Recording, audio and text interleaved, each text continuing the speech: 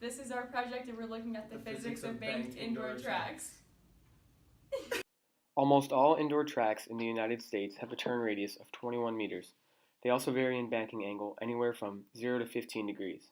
While some tracks are hydraulically banked, meaning the bank of the track can be adjusted at any time, some tracks are permanently created at any given banking angle. Clemson University's track at the Rock Norman Complex is a track permanently set at 12.2 degrees. This was the site of the 2018 ACC Indoor Championships this past spring, in which all 14 ACC teams competed. Here we see Duke's very own navigating the heavily banked turns at Clemson, including Stephen Solomon's ACC and Australian national indoor record. Now here he is today participating for the Blue Devils, and it will be Solomon with a clear lead after the opening 200. Wow, I don't know what to say. He looks fantastic out there. Got to the break, and look at this tempo. Look at this rhythm. He's entered at no time, so that means this is his first 400 of this indoor season, and he's tearing it up. Looking like he's in 2012 form. Holy cow, 45.43. Welcome back to college track, Mr. Solomon. Wow. He just had great posture, good tempo. He was just turning it over, rhythm.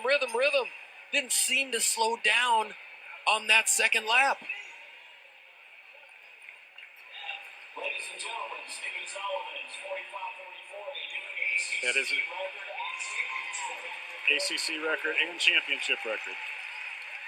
This is how he looked in the first 150. He comes around with about 100 meters to go and just effortless. Wow, Duke, the Blue Devils have got to be thrilled. He went to Stanford for 2 years. Let's break down a specific example of an athlete navigating a turn on an indoor track. Here we have a female 400-meter runner, Mackenzie, running at UNC. Their track is 200 meters long with a radius of 21 meters, and this track does not have any banking angle. Her normal force is perfectly vertical, with a gravitational force of equal and opposite magnitude.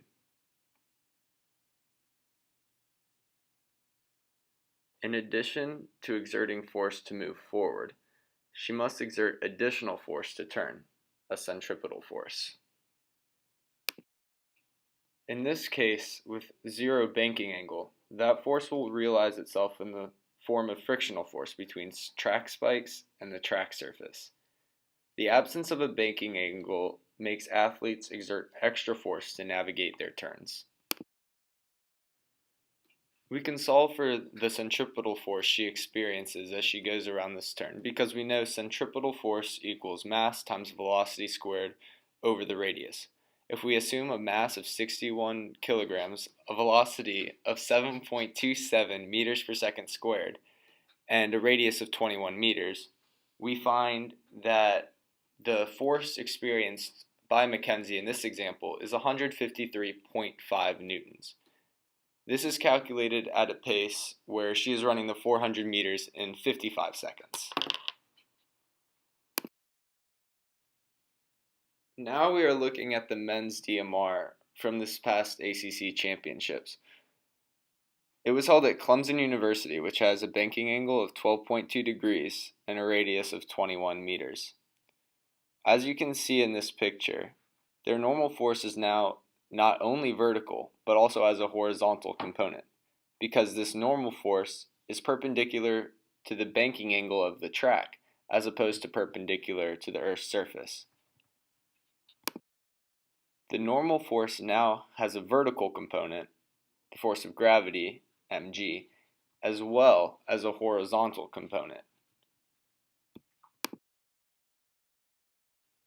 Here we can more closely examine the components of the normal force, in this example of Jordan Burton running the 1600-meter anchor leg of the DMR. You can see that the normal force has two components, the vertical and horizontal component, where the force of gravity is equal to mg, which is also equal to the normal force times the cosine of the banking angle. Also, the centripetal force is now equal to the normal force times the sine of the banking angle. Now we will use the properties of physics to find a formula relating the ideal speed of a runner to the banking angle of the track. The ideal speed is where the inward component of the normal force is exactly equal to the centripetal force needed to navigate the turn. That way, the athlete does not have any wasted energy throughout the turn. As stated earlier, the inward component of the normal force should be equal to the centripetal force when the athlete is running the ideal speed on this bank, and that force will be equal to the sine of the bank angle times the normal force. Also, we know that the vertical component of the normal force will be equal to mg, which is also equal to cosine of the banking angle times the normal force. We can manipulate these formulas to find that the velocity squared equals the radius of the track times the sine of the banking angle times the normal force divided by the mass of the athlete. And also, from the gravitational force equation, we know that mass is equal to cosine of the banking angle times the normal force divided by gravity.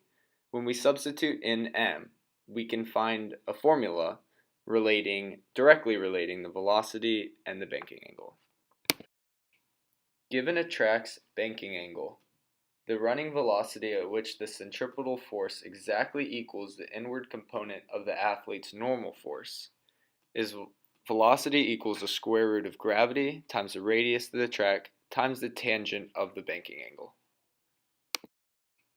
Likewise, given a certain velocity that the athlete wants to run at, you can find the ideal track banking angle for that athlete at that given velocity by taking the inverse tangent of the velocity squared divided by gravity times the radius of the track. Using these formulas, we can find the ideal running velocity at Clemson. We know the banking angle is 12.2 degrees, and the track has a radius of 21 meters.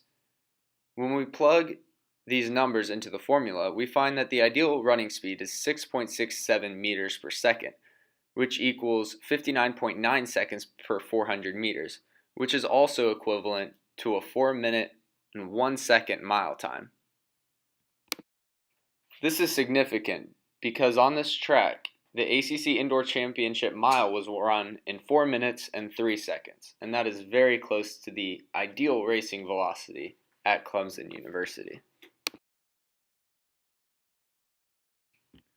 Let's say you want to run a 400 in 45 seconds. In this example, your velocity would be 8.88 meters per second. The ideal banking angle of a track for this race would be 21 degrees. Granted, it is illegal per NCAA and IAAF regulations to have a banking angle in excess of 15 degrees. Let's say a coach wants one of his athletes to run a sub 4-minute mile, or 3 minutes and 59 seconds, and he's looking for the ideal track to run this race on. The ideal bank at a velocity of 6.732 meters per second would be approximately 12.42 degrees. Using this knowledge of physics, coaches can find tracks with banking angles that align with their athlete's goal and help them maximize their athletic ability. Thanks for watching. Go Duke!